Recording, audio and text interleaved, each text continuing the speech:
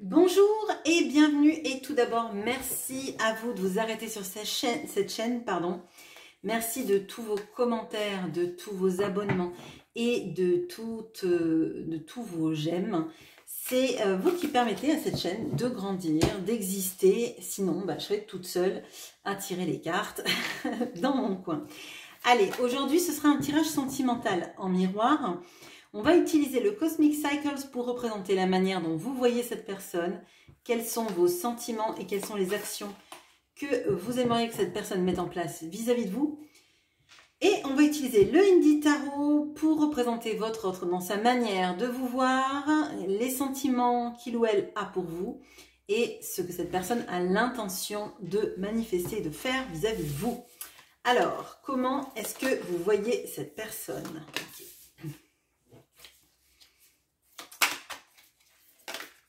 Ok, bon.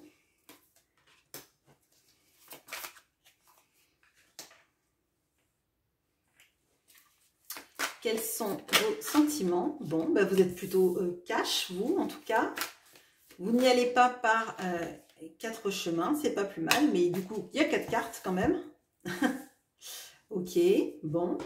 Et les actions.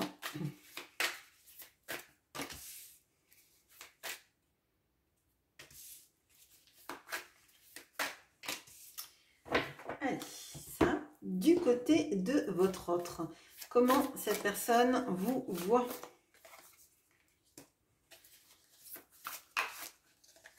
Ok.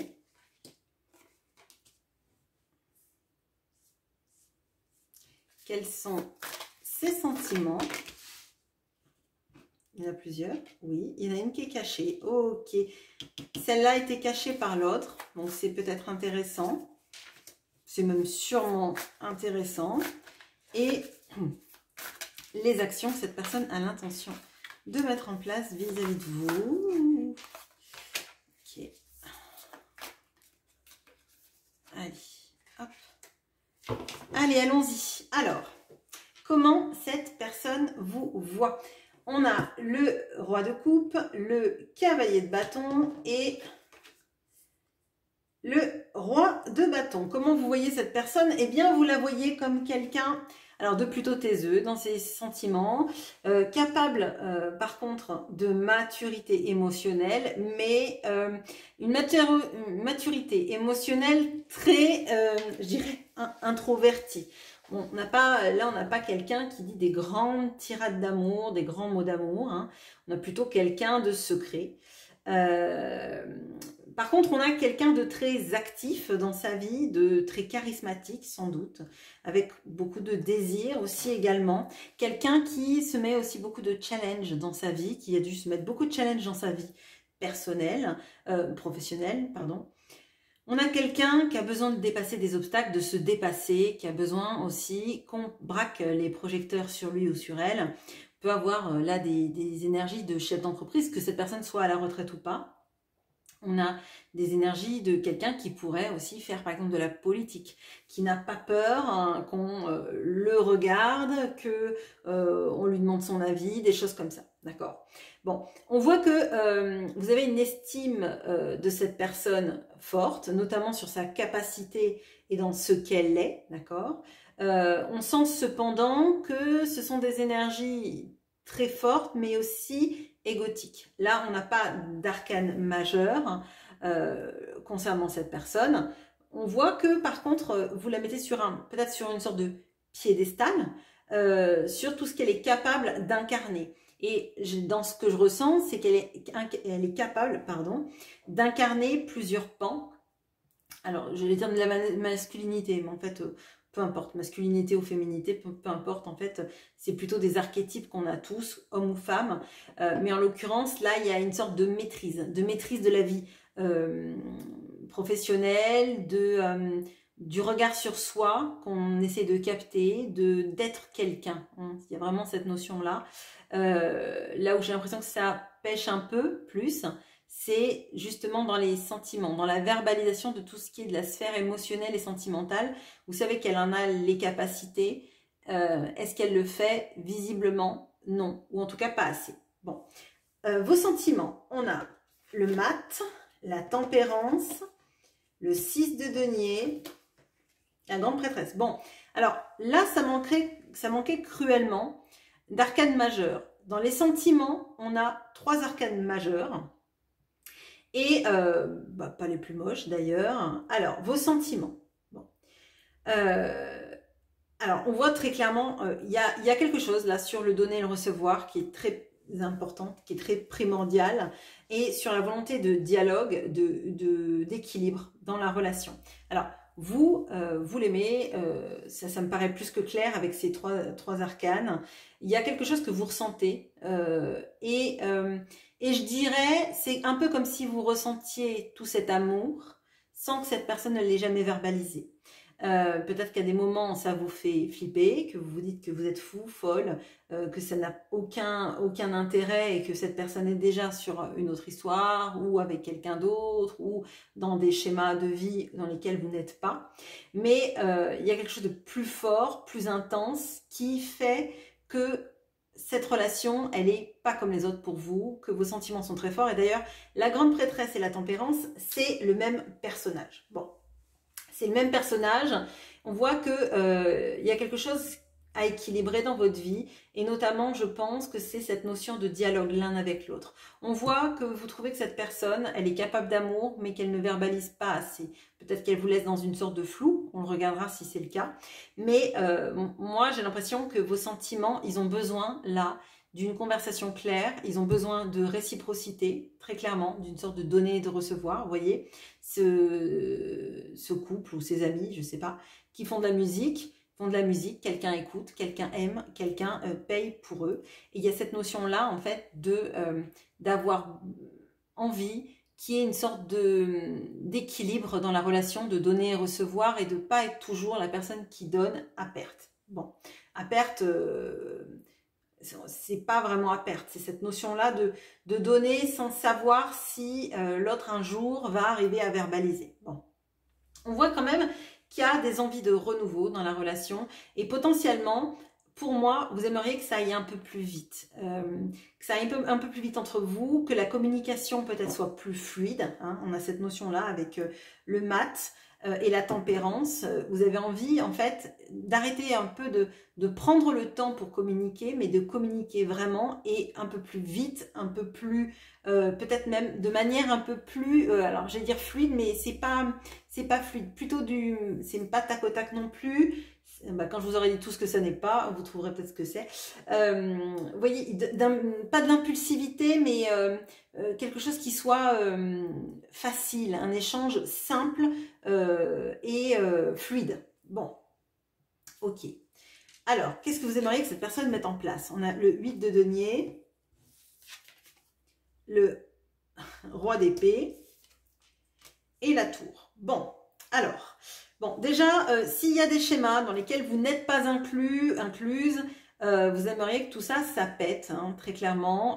Vous aimeriez que cette personne, elle ait un peu son moment de tour. Non pas que vous lui souhaitiez du mal, mais qu'elle se rende compte un petit peu de la manière dont elle a construit sa vie et surtout sur les fondations pas solides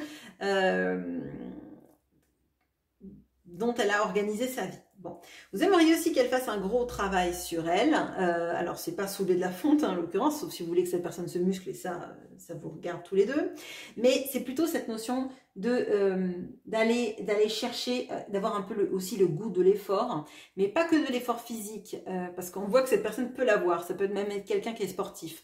Mais c'est plutôt le goût de se dépasser et d'aller au-delà de soi, c'est-à-dire au-delà de ce qu'on a toujours connu, peut-être même au-delà des pensées limitantes et des schémas sur lesquels on a construit sa vie, et peut-être même de nos plans d'architecte qui sont pas forcément bons. Enfin, je ne dis pas que c'est un mauvais architecte, mais il y a cette notion-là, vous voyez, d'aller plus loin que les plans et voir si les plans sont adaptés à une vie, par exemple. Bon, je ne sais pas pourquoi j'ai cette métaphore de l'architecte, mais bon, peu importe. Alors, vous aimeriez que cette personne surtout s'exprime et fasse un peu travailler aussi sa jugeote. Hein. Alors là, on peut avoir très clairement, et on a encore un autre roi, donc on a quand même 3 rois sur le, j'allais dire sur le plateau, sur la table.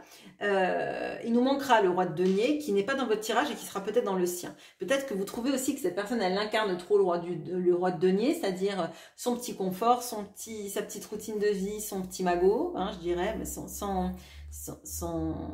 jugement, mais on peut ressentir ça, c'est la carte qui manque, donc moi ça m'interpelle.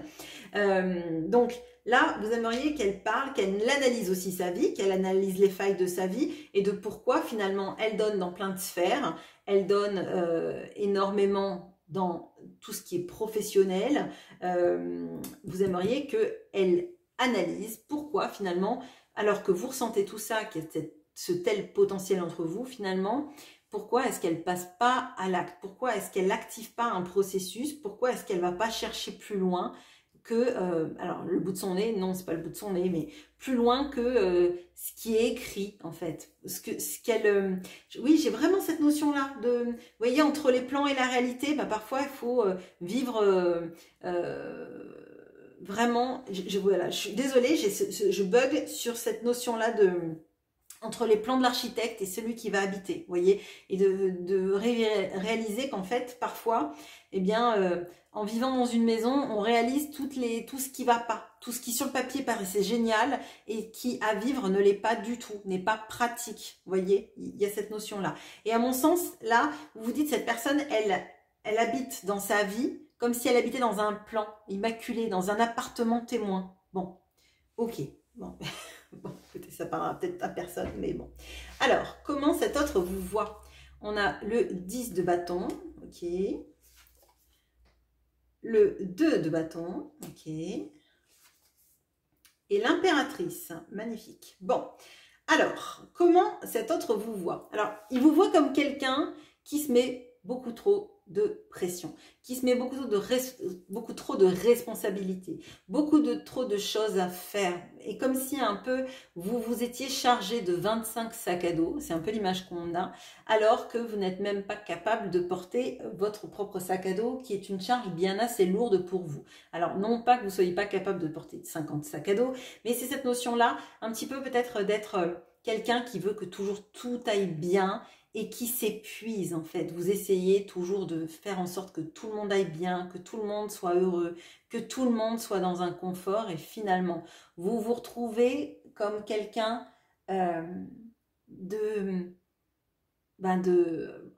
proche du burn-out en fait. Moi, c'est ce que je ressens en fait. Vous vous donnez tellement à tout le monde que vous finissez par être épuisé et pas vous accorder assez d'attention. Bon, on voit que c'est quelqu'un qui trouve que la communication elle est compliquée entre vous deux, qui ne sait pas très clairement comment communiquer avec vous, qui a un peu l'impression que... alors, là j'ai cette impression un petit peu de... vous voyez, du rendez-vous manqué, de ne pas avoir su s'exprimer et d'exprimer clairement ce qu'on veut avec la personne, comment on veut les choses et finalement chacun reste dans son coin en ayant mal compris ce que l'autre a voulu dire et ça crée des sortes de différends irréconciliables. Bon. Mais elle se rejette aussi la faute dessus. On sent vraiment que ni l'un ni l'autre ne savait parler, peut-être parce que chacun est chargé de son propre affect et de sa propre vision de la situation, mais c'est très compliqué de vous parler j'ai l'impression de cœur à cœur. Bon. Cette personne, elle vous voit comme l'impératrice. Alors, l'impératrice, quand on voit quelqu'un, c'est magnifique en fait, parce que elle n'imagine pas une autre personne comme étant son idéal. Alors, ça ne veut pas dire que vous correspondez aux critères de beauté, que vous êtes plus intelligent que la moyenne, etc., etc. C'est qu'en fait, pour elle, vous êtes au-dessus du lot et c'est bien dommage que potentiellement elle n'arrive pas à vous l'exprimer, d'accord? Mais on voit de toute façon qu'elle ne sait pas exprimer les choses et que si elle vous disait les choses, peut-être que même vous ne les croiriez pas. Ça vous paraîtrait peut-être trop beau, trop... peut-être un petit peu comme si c'était un charmeur de serpent, quelque chose comme ça. Vous voyez, comme si vous n'alliez pas lui faire confiance parce que vous n'avez pas déjà cette estime-là de vous. Bon. Les sentiments maintenant, et surtout cette fameuse carte qui était cachée. la reine de coupe. Bon. Ces deux-là sont un couple magnifique. Donc, ses sentiments, c'est la reine de coupe. Bon, on va regarder le reste. Le jugement et le 5 de denier. Bon, alors, vous la voyez en roi de coupe. C'est la personne qui dit rien, qui aime mais qui est capable d'amour, mais qui dit rien, le taiseux. Et cette personne, dans ses sentiments, elle aime comme une reine de coupe. La reine de coupe, elle aime de manière empathique, elle a envie de savoir ce qui se passe dans la vie des autres, de les aider, c'est un peu la thérapeute, la psychologue, l'aidante, la soignante, l'infirmière, la personne qui est aux petits soins pour vous, ça peut être une aide à domicile, etc. Dans l'énergie, hein, je parle. Bon. Là, très clairement, elle se voit en reine de coupe, dans la manière de vous aimer. Ça veut dire qu'elle a l'impression qu'elle vous aime de tout son cœur, de toute son âme, qu'elle a envie d'être empathique avec vous, qu'elle a envie d'être douce et tendre avec vous. Bon. On a le jugement, on a le 5 de denier. Alors, cette personne, elle se sent rejetée. Elle se sent rejetée de votre vie, de cet amour, de ne pas être capable de le vivre, peut-être de se sentir un petit peu dans une sorte de délabrement, d'accord, comme si elle se sentait ruinée dans sa vie. En fait, moi, je serais surprise que vous me disiez que vous êtes en couple actuellement. Je dirais que vous êtes en séparation, peut-être en silence radio, peut-être qu'il y a cette notion-là. En fait, de n'avoir pas su dire les choses comme il fallait. D'avoir cet amour en soi et de ne pas savoir quoi en faire. On est un petit peu embarrassé par cet amour-là. On a le jugement qui intervient. Je dirais que peut-être qu'on a même quelqu'un qui n'a pas eu l'idée de à quel point elle vous aimait et à quel point elle avait envie de vous aimer et qui se rend compte, c'est jura mais un peu tard, qu'on ne l'y reprendrait plus, mais là c'est plutôt jura mais un peu tard qu'elle aurait dû faire les choses comme il le fallait. Là, le jugement, il intervient comme un gros éclaircissement sur sa vie et je pense qu'en fait, elle a mené assez bizarrement sa vie, en ce sens qu'elle n'a pas priorisé l'amour, hein. Potentiellement, si vous l'avez vu avec le roi de coupe, c'est que vous saviez qu'elle était capable d'amour, qu'elle était capable de vous aimer, de vous dire des mots d'amour, et je pense qu'elle ne les a pas suffisamment dit, voire pas du tout. Bon, ou en tout cas, peut-être pas avec une sincérité qui vous a fait y croire, alors que c'était le cas. Bon. Vous représentiez l'impératrice, et j'ai un peu l'impression que c'est quelqu'un qui se dit « j'aurais pu me marier avec l'impératrice », et finalement, bah, je me retrouve comme un pauvre hère au milieu d'un bidonville. Bon, non pas qu'on puisse pas tomber amoureux dans un bidonville, mais vous voyez, c'est un petit peu cette sorte de déchéance qu'elle a pu ressentir. Ok, qu'est-ce qu'elle a l'intention de faire, cette personne? On a le valet de coupe, ok. La tour qui revient sur la même ligne, ok. Et le 6 d'épée. Bon, bon, j'ai la chanson « Je reviens te chercher ». Ok. Bon, qu'est-ce qu'elle a l'intention de faire? Je pense qu'elle a l'intention de revenir, mais sans que vous vous y attendiez, de manière complètement, j'irais même folle, pour revenir vous chercher et vous embarquer dans sa vie. D'ailleurs, le 6 d'épée et la reine d'épée, c'est le même personnage, qui est le même personnage aussi que cette impératrice, visiblement. Donc, elle a compris hein, que vous êtes la bonne personne pour elle, que vous êtes son seul bonheur, son idéal, je dirais. Et elle a l'intention d'arrêter un petit peu sa position de... alors, pas de victime, c'est pas ça, c'est pas être une victime, c'est plutôt être quelqu'un qui a pas su parler, qui attendait peut-être trop longtemps, qui ne savait jamais quel était le tournant qu'il fallait prendre dans sa vie. Et là, elle a l'intention de débarquer, mais en fait, c'est même pas comme un cheveu sur la soupe. C'est comme, je sais pas, une grosse cuillère, une grosse louche qui tombe dans le bol de soupe et qui fait tout gicler. Là, on a vraiment cette notion-là de quelqu'un qui arrive pour venir vous reconquérir, pour vous offrir son amour, mais ça tombe vraiment de manière jugement et tour, c'est très subi en fait, c'est très rapide et il n'y a pas de voilà, pour moi, c'est le grand écart, quoi. C'est notre Jean-Claude Van Damme à nous, là. C'est, bah, je pouvais pas venir doucement, dire mes sentiments, demander si on pouvait parler, évoquer des choses. Non, c'est, je suis pas là et puis je suis là. Là, tu me vois, là, tu me vois pas. Bah, là, tu me vois. Donc là, on a vraiment cette notion-là de la personne qui revient de manière assez folle, qui revient de manière complètement inopinée, je dirais, pour bah, aller vous chercher, comme si vous étiez... j'ai cette notion-là un peu, vous voyez, dans Indiana Jones, comme un trésor dans une cité perdue, qu'elle viendrait... elle vient explorer la jungle, elle vient déjouer des pièges et à la fin, elle espère vous ramener. Bon, bah ça sera votre libre arbitre, mais en tout cas, on a 2 fois la tour sur les 2 lignes. J'ai l'impression que les choses ont pris énormément de temps et puis d'un coup vont se décanter d'un seul coup, très rapidement. Alors après, à vous de voir si c'est pas trop abrupt comme manière de faire, si c'est pas si ça sort pas de nulle part et surtout si vous voulez toujours de cette personne. Voilà, je vous laisse sur ça. Bonne journée, à bientôt.